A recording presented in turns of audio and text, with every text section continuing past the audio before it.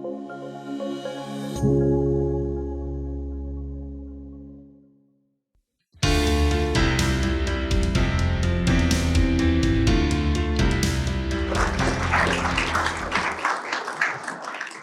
everybody doing? Great. Thank you guys so much for coming today. This is, I'm supposed to have all elected officials stand and be recognized, although it would probably be more efficient to just have you stand if you're not elected from the number of people here. But no, let's go with the original plan. If you are an elected official, please stand to be recognized.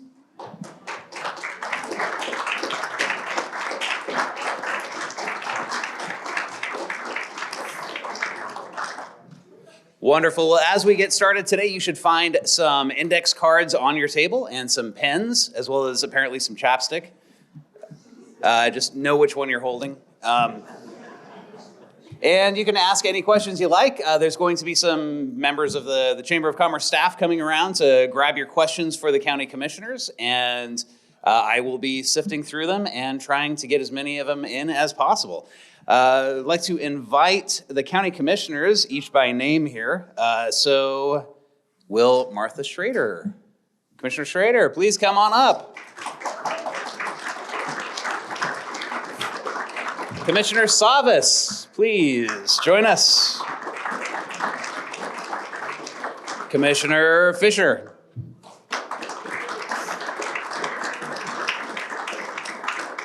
Commissioner Scholl. And ladies and gentlemen, our chair, Chair Tootie Smith.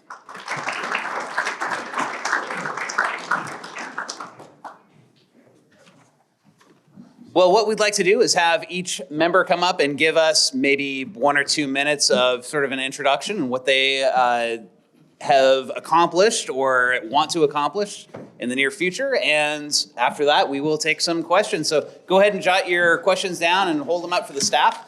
And with that, I will turn it over to, and you guys can either answer from there or take my place up here.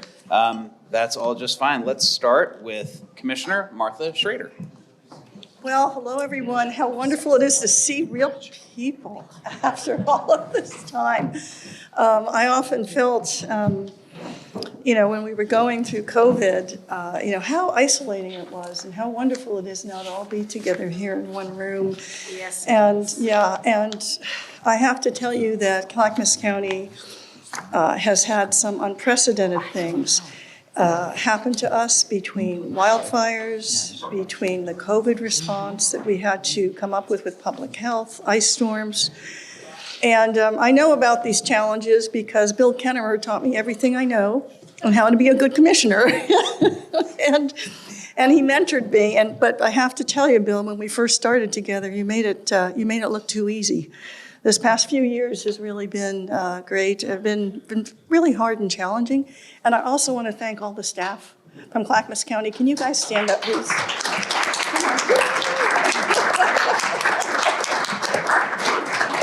There you go. They're the folks that really make this county run. So thank you for having us here today, and we look forward to this event. And again, I love to be in person with everyone. On behalf of the Board of County Commissioners, I'd like to thank the North Clackamas Chamber of Commerce for hosting us, and we'd like to thank all of the sponsors as well.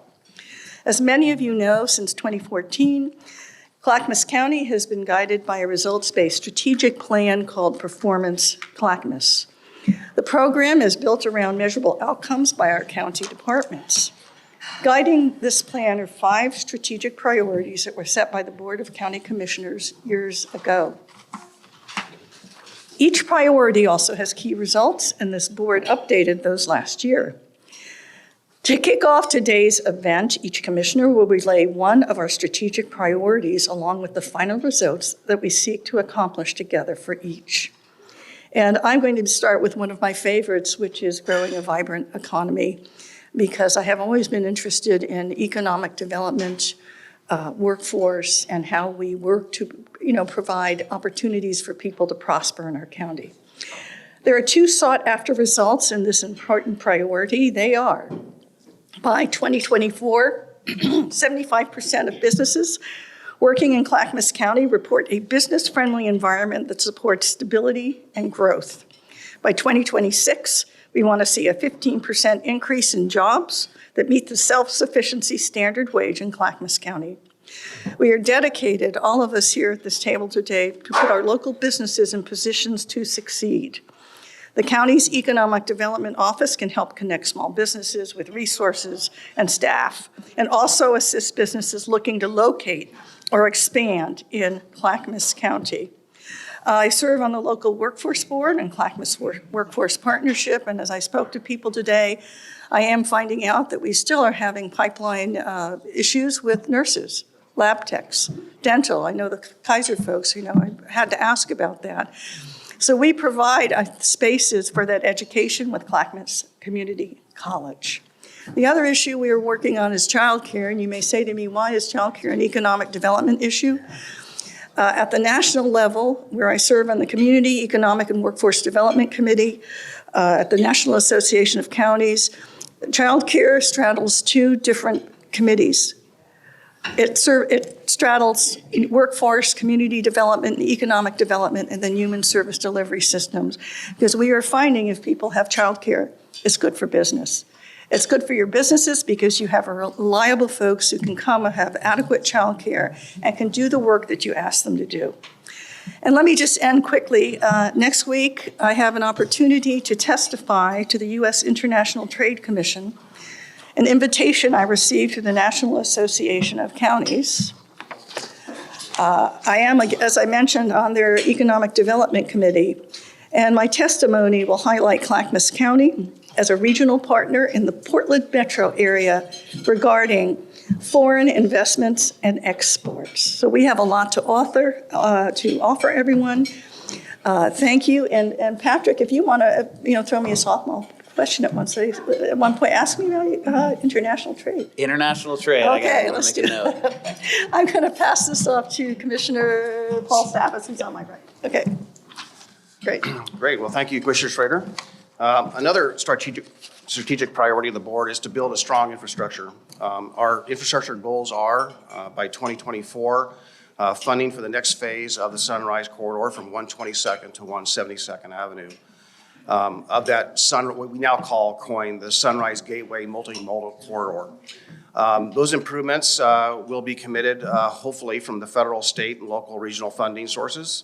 By 2026, 100% of county residents and businesses, where served, have access to safe, affordable infrastructure, multimodal transportation, including roads, sewer, and broadband services.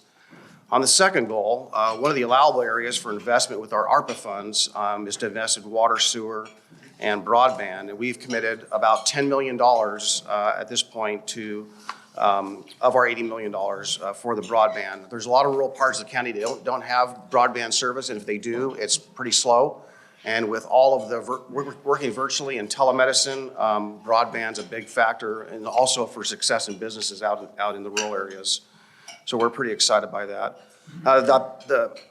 The pandemic highlighted, of course, the need for fast, reliable internet connectivity, and our broadband exchange, or our CBX program, has created a 360-mile fiber network since its inception in 2013.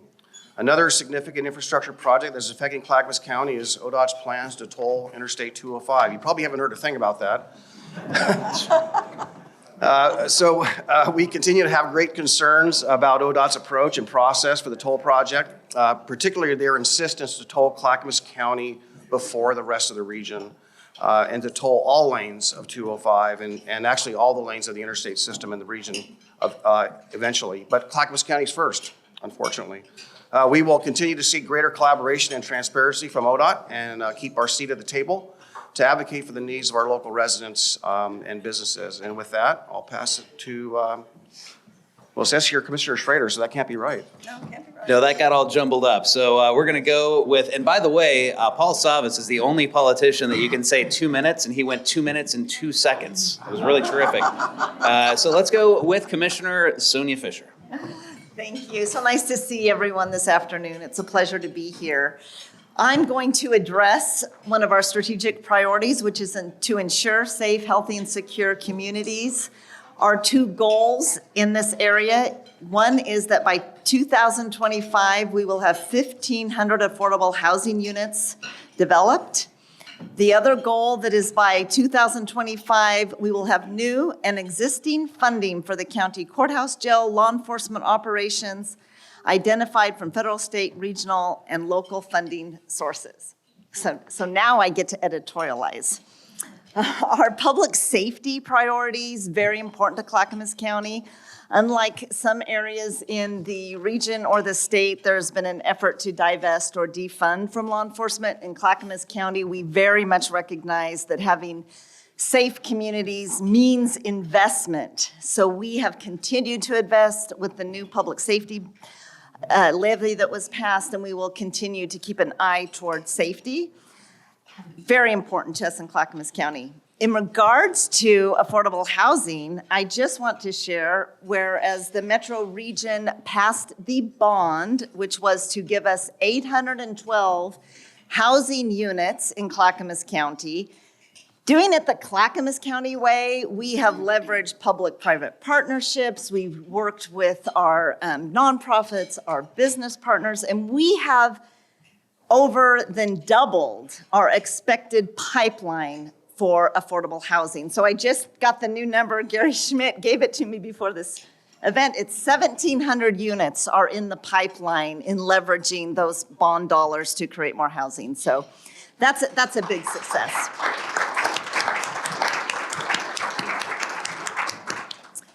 Will you give me credit for that applause time? Yes. Okay, thank you. You got 15 seconds left. In regards to homelessness, we are, again, Clackamas County centric in implementing our plan for Clackamas County, and we will stand firm against efforts, either it's from Portland or from Metro or from other jurisdictions, to take our hard-earned resources that are being put out into our community the way that we need for our community. So we are fighting for that, and we are going to see success because that's what Clackamas County does. We take what we have, we create greater opportunity, and we work for our community. And with that, to my right. Good afternoon, ladies and gentlemen. I've been a commissioner for 15 months, and I want to thank you all for what you do to stimulate the economy in Clackamas County. I appreciate it very much. Also, I'd like to say thank you to some of our admin staff over here on the right. Make sure you don't eat my salmon. Okay. Another strategic priority of this board is honoring, utilizing, promoting, and investing in our natural resources. Two results the board has set are, by 2023, the Climate Action Plan is adopted for our community with specific recommendations to reach the goal of being carbon neutral by 2050. And by 2026, see a 10% increase in food production and food acres from agricultural land in Clackamas County. Part of honoring and investing in natural resources is working together to prepare for any eventuality affecting our community. While we cannot stop weather events or accidental fires, we can work toward being better equipped to respond whenever they happen. In the last couple of years, Clackamas County experienced devastating natural disasters that affected members of the community and businesses and resulted in massive evacuations and seemingly irreparable damage to our forests and natural areas, all while combating COVID-19. In response to that, the BCC formed the Emergency Preparedness Council. This group of 15 key partners, including CPO representatives, utility partners, local business owners, tourism industry representatives, nonprofit leaders, local city officials, and members of the board. The Advisory Council will take a proactive approach in taking steps to mitigate the hazards that affect Clackamas County and its residents and businesses. This will strengthen community engagement around emergency preparedness. I personally believe in striving to strike a balance between the need to keep a vibrant and competitive business environment for the future job creations while maintaining our beautiful Clackamas County environment and natural resources. A vibrant county in harmony with both nature and the economy.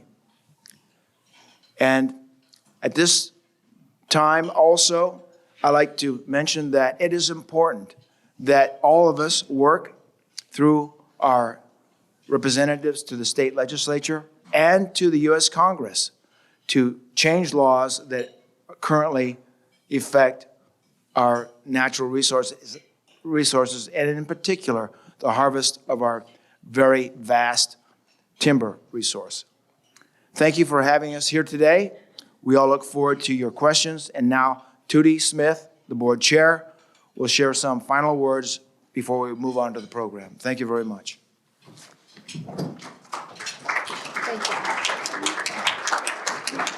Again, thank you, and I'm very excited to be here in person. When I took over as chair of this commission 15 months ago, we were all met with challenges that were unimaginable to me. With the support of my commissioners, we led our way through the third declared emergency, the ice storm, while continuing to clean up the wildfires and ensuring good health during the pandemic. During these times, we exercised one of our strategic goals: build public trust through good government. And this is Clackamas County. Our challenge was to move from crisis management into solid public policy accomplishments in a short amount of time. After years of economic challenges, and to the credit of my commissioners, we forged ahead with a sustained budget that shows reserves and contingencies of $40 million and an overall general fund of $146 million that comes yearly in the form of property taxes from you. Clackamas County has been the recipient of tens of millions of dollars from the state and the federal government for COVID management and recovery. You know about our efforts to support businesses like yourself, but what you may not know is not a single county employee lost their job during the COVID and still delivered services to the county. We brought employees back to in-person work. Commissioners had in-person board meetings since January of 21, where public testimony was happening. Building a new courthouse without raising taxes, my board approved a P3 model for the design, build, financing, and maintenance. First of its kind approach in the entire state of Oregon that was approved by the Oregon Justice Department. And we received $94.5 million match from the Oregon legislature. The remaining balance will be paid from our general fund. Regular PSA announcements where commissioners talk to citizens for updates. We killed fees and taxes on short-term rentals. After the ice storm, I formed a partnership with Portland General Electric leadership to strengthen the electricity grid in Clackamas County. Recently, Clackamas County has applied for a $500 million infrastructure grant on behalf of Portland General Electric to FEMA for the construction of underground utility lines and state substation upgrades.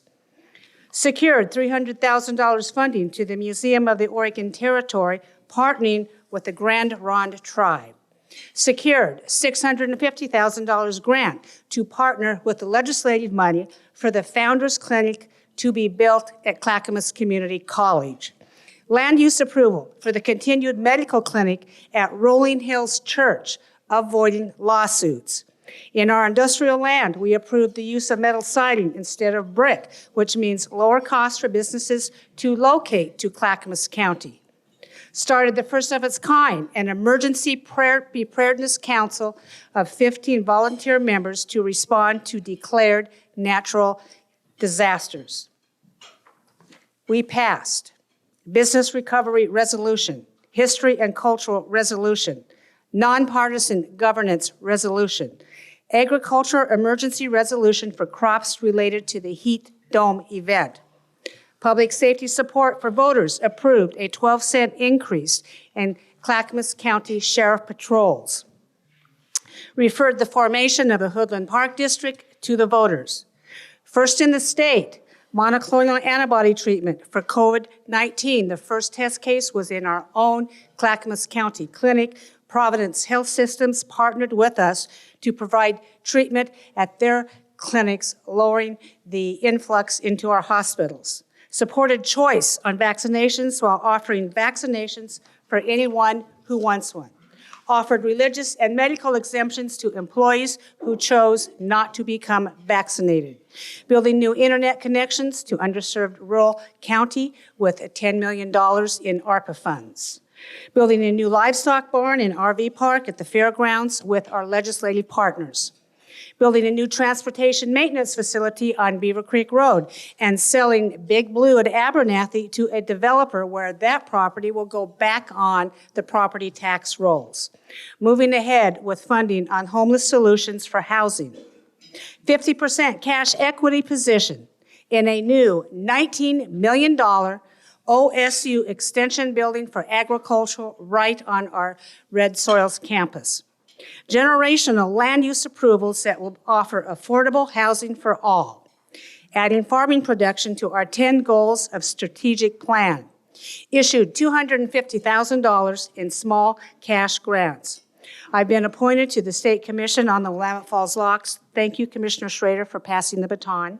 Where a public corporation was formed, we have already received $15 million from both our legislative and congressional partners. One is sitting here, thank you, Senator Kennemer, for the repair and the reopening of the locks, and that has already begun. And all this was done without raising taxes, except for the voter-approved sheriff's levy. There is much more to come, as we will start to streamline government while offering continued service that our residents demand. This is the first year of your new county administration. As we break bread today, consider what the future can hold for a governance of people who believe in economic prosperity, freedom, liberty, and personal choice. This is Clackamas County. Thank you all.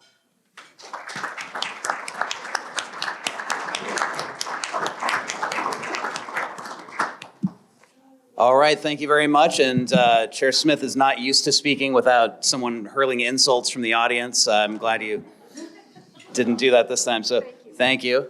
Again, you've got some cards in front of you and some pens. Please write down your questions for the commissioners and wave them in the air, and a member of the staff will come around and collect them from you. In the meantime, I have a question about natural gas.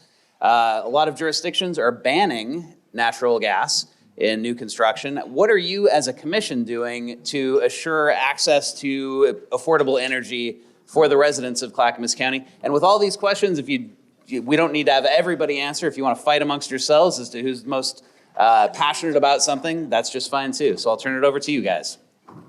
Sure, I'll jump in. I got hit with this question here, in a way, indirect way, Monday night. The natural gas and renewable resources are really part of the matrix of clean energy and really trying to meet the climate goals the federal government and state have put forward. So it's really part of the package. I think people need to realize that. So the idea of banning, natural gas fixtures for new development, really, I don't really see that until there's some kind of resiliency in our systems that offers some redundancy, right? When the power outage we had, whether it was from the firestorms or the ice storms or whatever it may be, people need to heat, cook, warm their water, everything. So I find it just striking that here we are in a state where we really don't have, in two major emergencies, we don't really have that resiliency or redundancy as of yet. So it's not in the cards for me anyhow. Commissioner Shull. Yes. Natural gas is our most efficient and clean source of heat for our homes and buildings.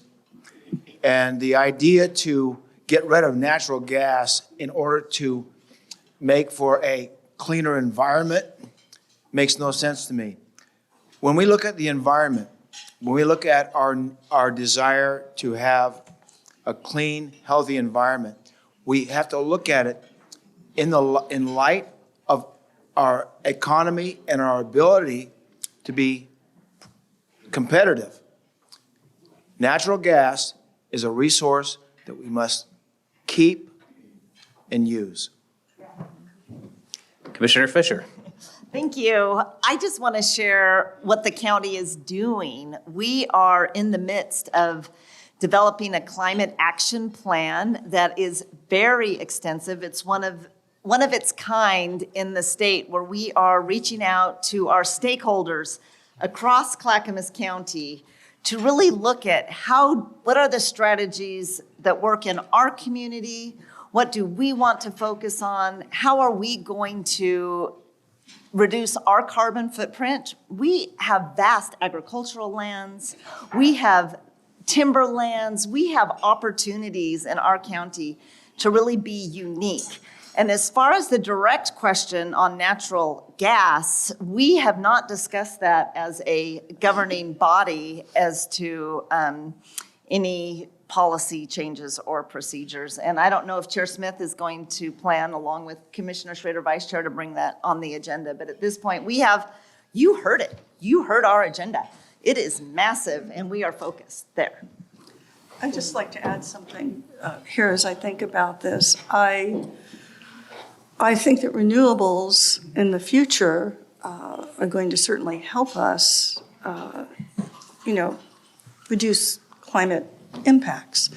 But we have to work towards making sure we have that infrastructure in place yet. And I don't think it is in place actually completely as it should be.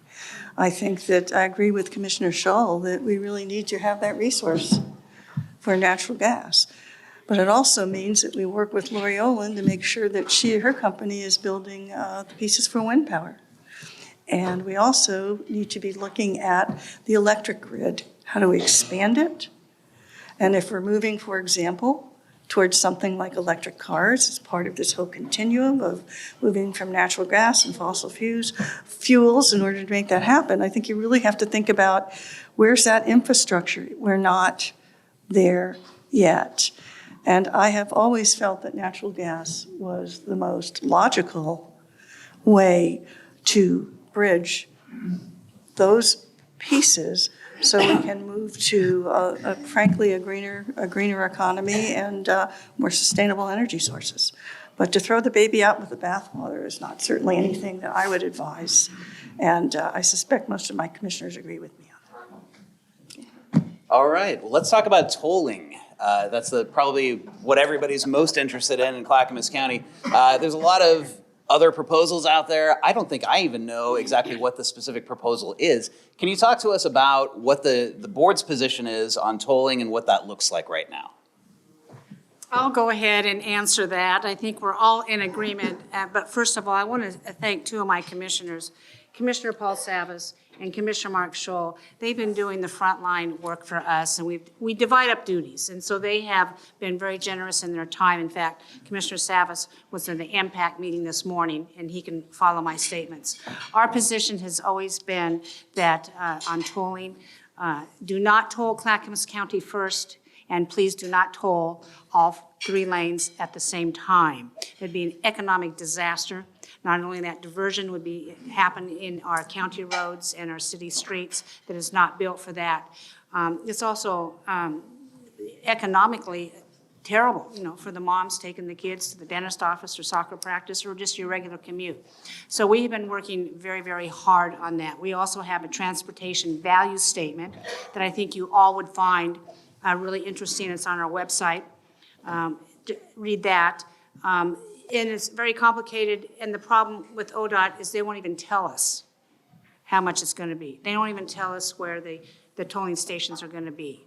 And I think that we're targeted because we have the first shovel-ready project available in the entire state of Oregon, and that is I-205 at Stafford when it narrows from 2 lanes to 3 lanes. We have the land available, and you can thank Congresswoman Darlene Hooley for that when she was in Congress. She made sure that they bought the extra land because she knew, she had the foresight back then to know that the region would require more transportation routes. So we're ready to go, seriously. I think bids, Paul, you can help me on this, have already been taken on the Abernathy Bridge for seismic upgrades. And I'm going to stop here now, and I'm going to kick it off to Paul. Thank you, Chair. Yeah, Patrick, your question, you don't even know what it is. Really, that's what, it is complex, and there's a lot of moving pieces. There's three terms that are being used. One's tolling, as we all pretty well know what infrastructure is tolled for and why, and the short term, where it's defeased and paid off and it goes away. There's variable price tolling, and there's congestion pricing. And so all three of those really are in play here with no really clear messaging really from ODOT as to the pricing or when or how. And I think that's where we're all struggling with this. We got behind the I-205 project for the purpose of, the reasoning being, too much diversion under peak hours traffic, people diverting on our local rural roads, our city roads and so forth. It is created accidents, deaths, injuries, all of that, business issues. That's why we got behind it.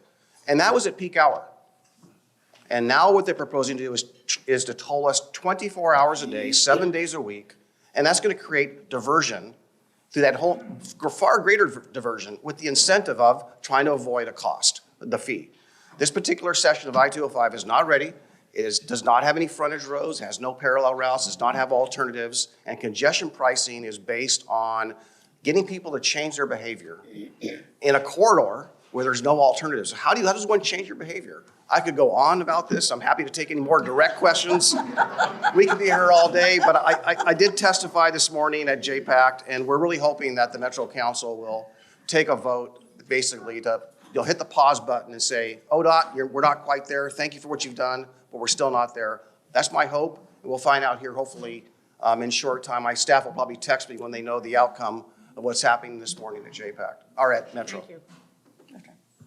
All right, question from the audience. Any plan to open the county offices on Fridays, specifically the health department's vital records?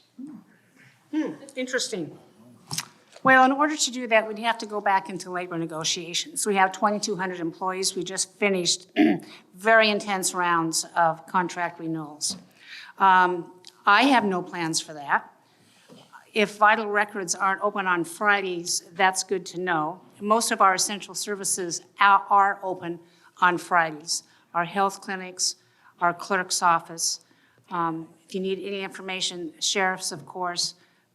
So that's good to know. Does anybody have any enlightenment on that? Yeah, I'd like to comment on that too, because I was here when we switched from Senator Kennemer, you were too, we switched from a 5-day to a 4-day work week. And the institutional memory on that is that basically we felt it would also be energy savings. And so we went through the whole organizational change, and most of you that run larger organizations know how difficult that is. You've got to get teams together. You have people who are ready for it. You have people that aren't ready for it. You've got people that will never be ready for it. And so going through that whole process took a lot of work, took a lot of time. Now, if we change back, I certainly am not adverse to that. However, I would tell you, and again, I speak to the business community because you know your organizations, you know how leadership will move forward, okay? And I think in order to do that would be a huge, tremendous organizational change. And I'll be honest, after what we have gone through for the past 2 years, I think this would not be a priority from my point of view at this point. People have organized their lives around a 4-day work week, childcare, everything else that they do. And I just think that wouldn't be prudent at this time. Okay, another question from the audience, and you guys, we're not closed for questions. If you have any questions, write them down and hold them up, and staff will run over and grab those for you. What policy or funding will be applied in order to be carbon neutral by 2050? Ooh, well, let me start that we're not working on this alone. We have 2 task forces in 2021 that are guiding this project. Community Advisory Task Force has already held 7 monthly meetings to develop the first draft of climate targets to focus on the climate action plan. The Youth Advisory Task Force also, we have a task with these kids. They meet monthly and provide insights and perspectives of the younger generation to the process. So basically, we hired a climate exchange group consultant team in late 2020. to develop this action plan, and at the same time, we pursued climate actions that can proceed independently of the plan update. Mostly what we're doing at this point in our county, what we can do is the energy efficiency of our buildings. Our buildings are LEED certified. They are energy efficient. We are looking at potentially doing solar up on our roof. We recycle, we do all those things internally that really help us reduce our carbon footprint. The blueprint isn't ready for prime time quite yet, but we do hope that it will improve health, protect lands, keep a safe and thriving community for generations to come. And we are looking at a 2-year implementation plan with specific actions to make sure that the county meets its goal. But we've kind of been a green campus since the get-go, since we moved into, the Red Soils campus, quite frankly, and even to the point of having community gardens. And one of my big issues is also having pollinator gardens and things of that sort as well, that you might think is some of the fluff part of it, but I also think that kind of activity is going to be important for our campus and for our people that work with us there. Great. I'll add to that a little bit on the transportation side. Federal law and even state law, we got to bring ourselves into compliance because it's the law. And I think the automotive manufacturers and truck manufacturers are seeing the light, and some of you probably read how many manufacturers have ceased production of internal combustion engines. So the conversion to electric is here, it's coming, and there's more and more of that. So we need to be ready on the ground from the transportation side and providing charging stations and getting ready for the electric market when it comes to transportation. So that's something that we're involved with at the local level. But we don't have enough of the charging stations like on Highway 97, for example, or Interstate 5. But we need to put the pressure on there. If we're to be mandated and the manufacturers be mandated, we need to be ready. So that's where you'll see an effort from us. Yeah, and I agree with you, Commissioner Savas. It really is an infrastructure problem and how we switch from one infrastructure to another.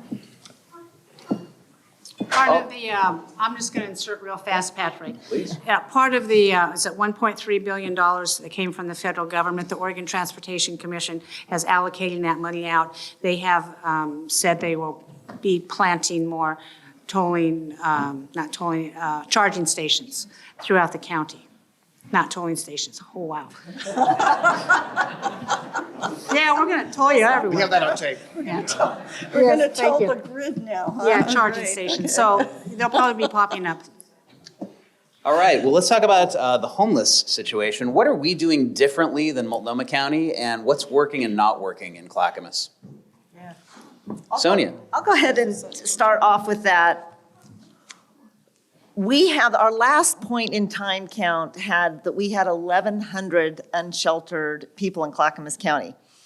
Now, we had a pandemic, and we will get our new count numbers here in a couple months, and we'll have a better idea as to where we actually are in Clackamas County.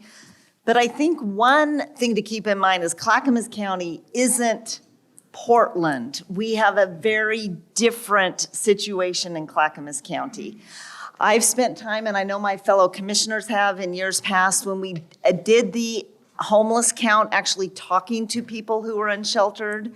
And the people that I talked with were residents of Clackamas County, had come onto hard times, and were looking to improve their circumstances. What we are doing, we had a planning process that was driven by local service providers and our community partners in defining our plan to address homelessness. And the crux of it is, first, Clackamas County we do not have shelter. We do have the Veterans Village, which is a pod village, which is transitional shelter, which is great for that population. But we don't have other shelters. Part of the homeless services measure is to create shelter. So we are doing that in Clackamas County for our residents in Clackamas County. The next piece of it is, how do you address the very unique and specific needs of individuals to transition them to housing and to make sure they stay housed? I actually asked staff I have I have 2 pages of stories of success of what we've been able to do already. And in summary, I can tell you, when you take this philosophy and you bring it down to individuals, whether it is a veteran who's come out of being incarcerated, may have some mental health challenges, going to our veterans village, getting the services, getting some rest from being unsheltered, and then moving into housing and then employment. That is the trajectory of the success that we are seeing with our programs in Clackamas County. Now, what do we have to do with these homeless services dollars is expand that to address more people. I'm looking at Ruth here. Where's Ruth? Oh, there she is. There was a grant provided by Kaiser right before the pandemic. This was set up, and then during the pandemic, we were dealing with this, but it was a grant to house seniors and people with disabilities into temporary shelter and hotel motels, and then to transition them into permanent housing. We have made such success in Clackamas County. That program served about 130 individual seniors and people with disabilities, and more than half of those, and this is amazing, this is what we're doing different in Clackamas County, those individuals have been stably housed. And how do we do that? We work with our federal government for different kind of vouchers. We work with our Veterans Department for what's called a VASH voucher. We work to leverage our partnerships so that we can support people individually. And I just think, honestly, it's the local approach. It's because while we are huge, we are 430,000 residents. It's a huge, vast landscape. We address these issues with a lens and compassion that is absolutely unique to Clackamas County. I would love to hear from others. Yeah, one thing I want to just point out, especially the Veterans Village, that was really modeled on some key successes that took place in other parts of the state. And so when we launched that, the goal was to demonstrate that we could actually manage a shelter without neighborhood problems and do it successfully and transition people so that shelters weren't a permanent place to live, they were away. And we've had 35 veterans that resided there and transitioned into permanent housing. So that in and of itself is a success. But the biggest one, I think, is that no neighborhood complaints. Now, that's not easy. And the way it's managed is really, really critical. I'm just going to tell you that. But, there was a law that passed shortly after, or a court ruling shortly after, that basically said that people cannot be removed, government, law enforcement, whoever they may be, cannot remove a homeless person from a public property unless there's a place to take them or house them.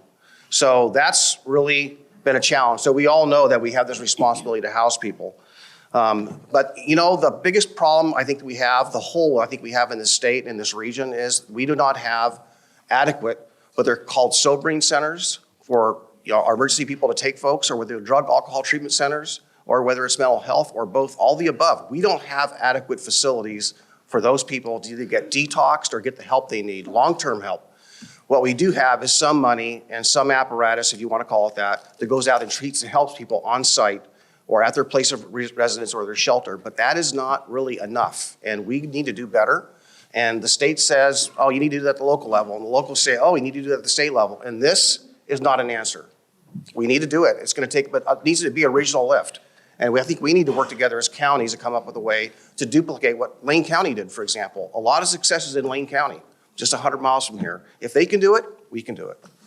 Yeah, and I want to thank you, Commissioner Salas, because we went to all the businesses in the area around the Veterans Village because there was a lot of concern from the local businesses because, they're afraid of disruption. They're afraid of, all the behaviors that folks have because they're homeless and they're not stable. They didn't know how that was going to, impact them. And as it turned out, they have become some of the biggest supporters now surrounding that village in the area, and it was land that the county owned. The other piece of that was that I thought was remarkable. It was also something that we did with multiple departments at the table where we actually broke down silos. So for the first time, and I could remember, Human Services was talking to the development community, with the business community. You had folks who hadn't really been at the table together before. Public safety was at the table, for example, who really kind of broke down the silos and came up with the plan together. And so it not only has it to do with housing, but I also think it gives us a model of how we should be working as a county with our various departments as we move forward. And I want to add one last thing here, and I'm going to turn to sticks and bricks a little bit, Patrick, because not only are we doing the wraparound services piece, which is critical to what we need to do to help people stabilize in Clackamas County, there's also the sticks and bricks pieces of this. And basically, we have 4 projects that have been approved by the Board of County Commissioners and Metro. And we have committed more than $48.4 million in bond funds, 42% of the county's total bond allocation, and 125 project-based rental assistance vouchers to the combined developments. These developments are Fuller Station, Good Shepherd Village, and Happy Valley. We just actually cut the ribbon there the other day, Commissioner Savas.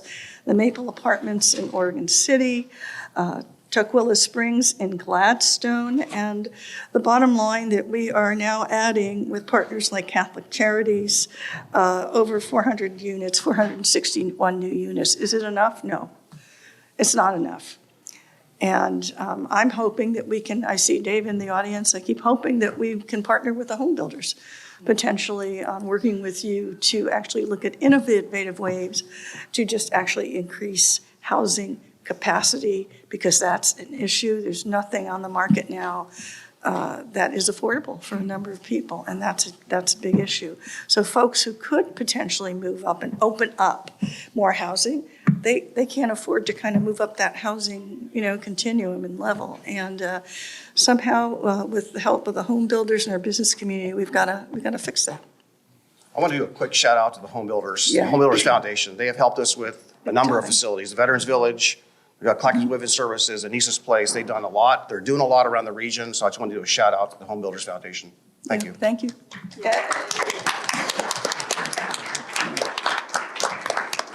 Chair Smith. Just as an aside to this, we are going to be taking on a very concerted effort to remove all the abandoned RVs we see on our roadways. And the commission is going to come together, and we're going to set aside some money from our general fund and do that. We've had many, many requests. People don't like the way it looks. We don't either. And so by doing that, we'll be able to get out into the community and recognize more of the problem and try to get people into emergency transitional shelters. That's what we need first, to identify, why are you homeless? Why did you lose your job? Do you have mental illness?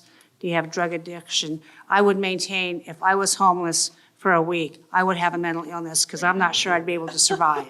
So you talk about mental illness and people are quite flippant about it, but it's very, very real. Very real. And so we just need more services for that in our public mental health area. And I'm looking to the legislature to help us combat this really epidemic problem. Thank you. Well, terrific, because that actually leads into 2 questions that I have that are the same question. Essentially, speaking of bricks and sticks, what are you guys doing to expand opportunities for mental health and addiction treatments outside of just housing? What is being done, and what are you going to ask the legislature for? Well, I think we're going to ask the legislature, Senator Kennemer, thank you, and he knows this. He knows about the problem as much as anybody. And if there's any congressional folks in here, we really do need help along this line. Now, county government is the boots on the ground, so to speak. We get directives from the state of Oregon legislature. We get directives from Congress, do this, do this, do this. Many times we'll get 50% funding to complete a program that costs 100%. My county can no longer shoulder the burden of unfunded mandates when we see huge health problems, mental health problems, and addiction. And frankly, it doesn't help that the citizens of Oregon passed Measure 110, legalizing a lot of these drugs, and that program has totally backfired with the use of increased use of fentanyl, methamphetamines, and name the drug of the week, it changes, totally changes. We're getting a new batch in from China, I hear, through Mexico. A new batch of fentanyl, you take it once, you're dead. And so these are real problems, and we're trying to figure it out, but as you know, business owners, it all takes money. So we are mindful, and we would appreciate any recommendations anybody in the audience has to help us solve these problems. Commissioner Fisher. I want to add, people may not know that you've probably heard of the lawsuit against the pharmaceuticals for the opioid crisis. Clackamas County will be getting about 13 million. I'm looking to Gary Schmidt to see if he's, because I'm doing this from memory here, to help us address that issue. And when you look at all the things that we are doing that are community-based through law, diversion programs, Project Hope, which was our paramedics going and following up with people after overdose, working with our youth and prevention. And we have a whole host of programs that we are doing. We just haven't been adequately funded. So in one of our last meetings, was it 2 weeks ago, Chair Smith, we did a sidebar, and it's like, let's get a 10-part plan of what we are going to be asking Senator Kennemer, our legislature, to do, because we can tell you 110 isn't working, and it's a problem at the local level, and we need to do some fixing, so. Senator Kennemer is a great man. I love you, Senator Kennemer. But what I want to say, I want to follow up on what Paul said. You know, we really do need a place to put these folks that are having crisis medical issues. We do have one clinic that can be a walk-on. I believe it's on Johnson Boulevard. They keep changing the name of it, so I can't recall, but it is for folks that are in crisis. But most of the time, as many of you know, people will end up in jail, which is not where they need to be. And I'm looking at Kaiser, hoping that as part of our health system, and including behavioral health, we can partner with you folks as well as our other, Providence, Legacy, or other folks in the area and in those health systems to help us solve this problem. Sorry, I didn't mean to just I just want to add, thanks, Martha. I just want to just add one thing, just to kind of give you a sense of the challenge here.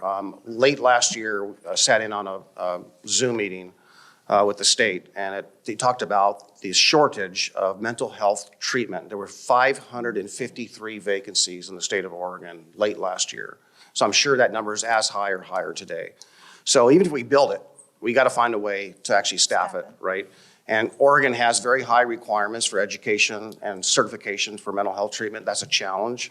And the pay is not commensurate with that education for them. So we got to find a way. And it's not just the bricks and sticks to build it, but we need, again, the staffing part. All right, so crime is going up. I actually got to witness my very first robbery late last year.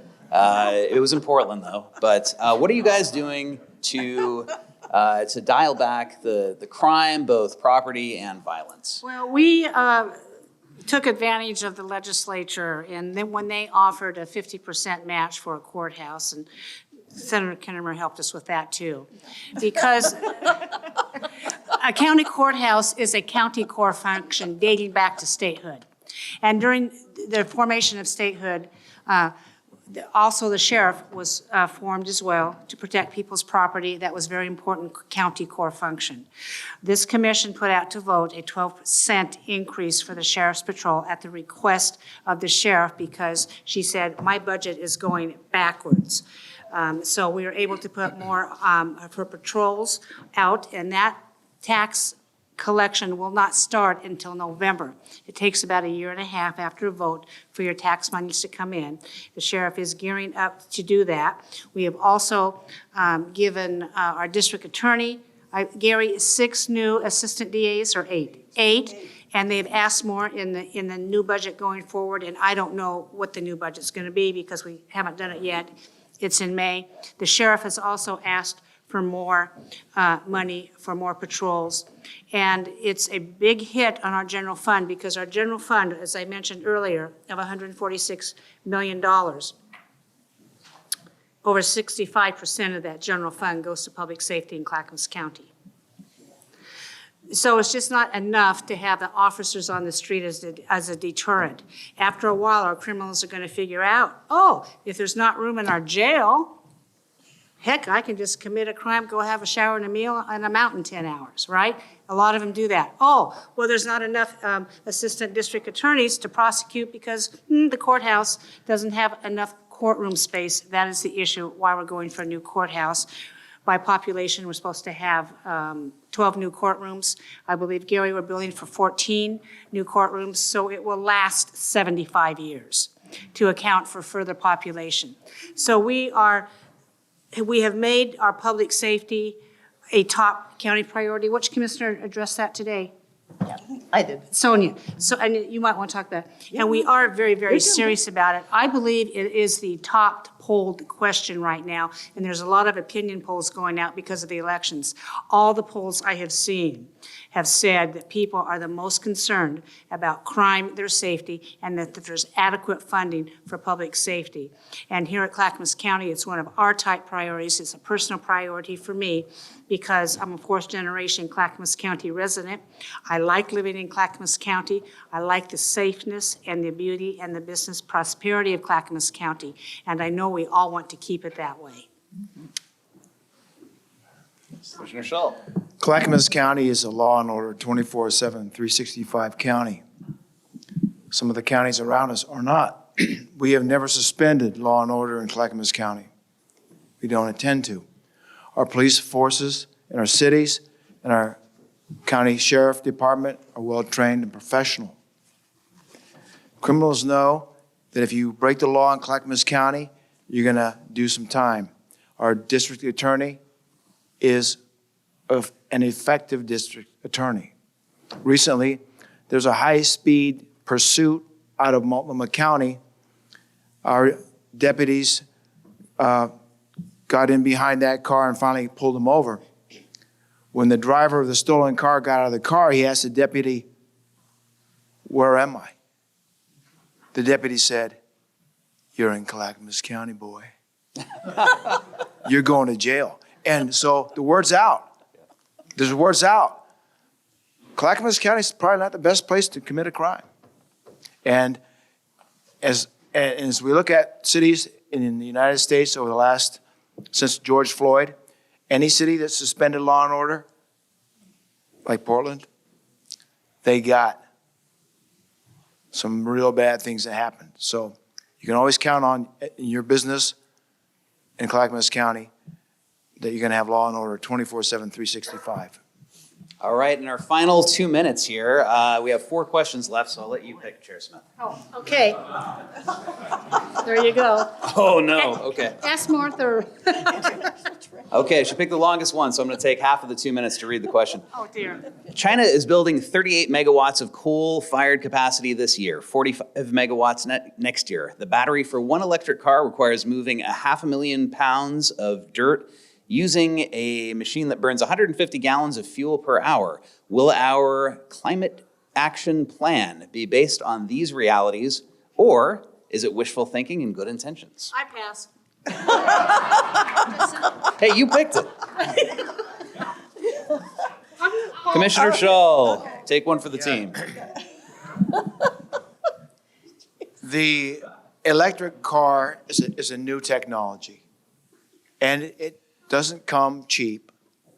And if we look back at the development of the internal combustion automobile, look at the progress we made in the last 100 years, I would guess that development and progress on the electric car will be rapid, but I'm not convinced that electric cars are the real solution. There's, I believe, other technologies that will come along that will make the electric car obsolete. But right now we need a balance. We see what is happening at the pumps. We see what happens when a dictator halfway around the world loses his mind and invades a neighbor. So when we go to the pump, we're subject to world affairs and how much is going to come out of our wallets. Let's work with the electric car manufacturers and let's give them some time, and hopefully in the next decade, you'll be able to get a car that's built in some sort of environmentally positive way. And I'd like to talk about that a little bit. Look, we got to start somewhere. And starting at home is not necessarily a bad idea, but I do understand people get frustrated because it's a global issue, right? It's bigger than us. It's bigger than Clackamas County.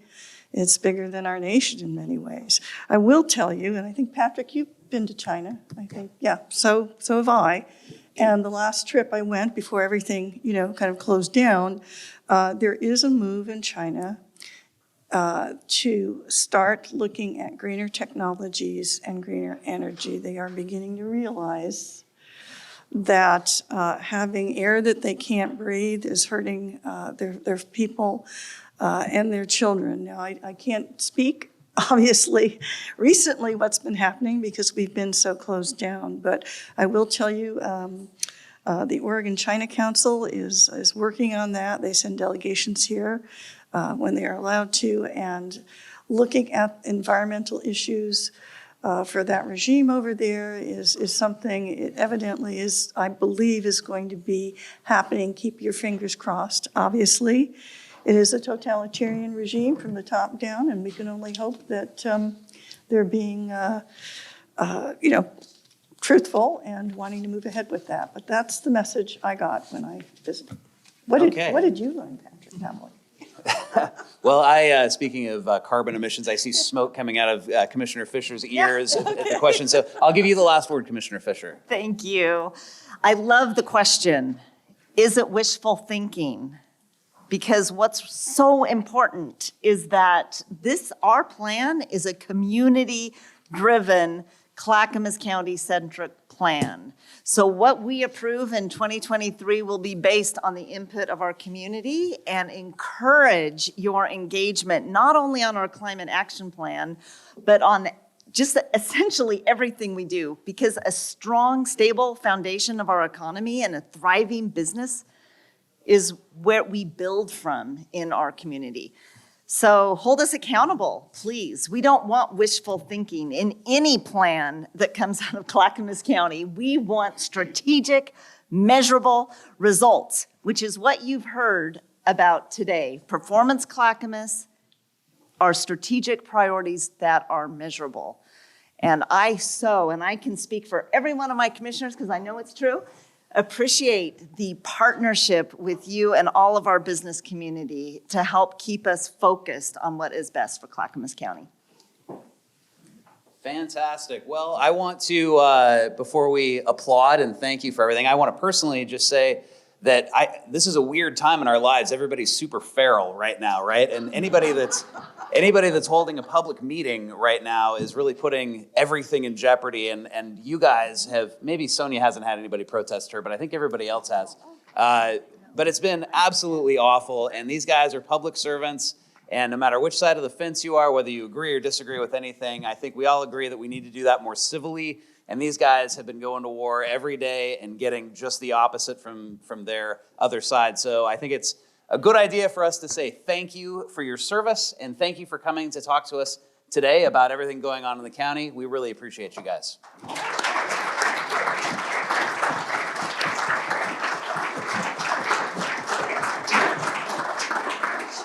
And with that, be sure to ask Bill Kennemer for something as you leave. And thank you all for coming. We'll see you next time.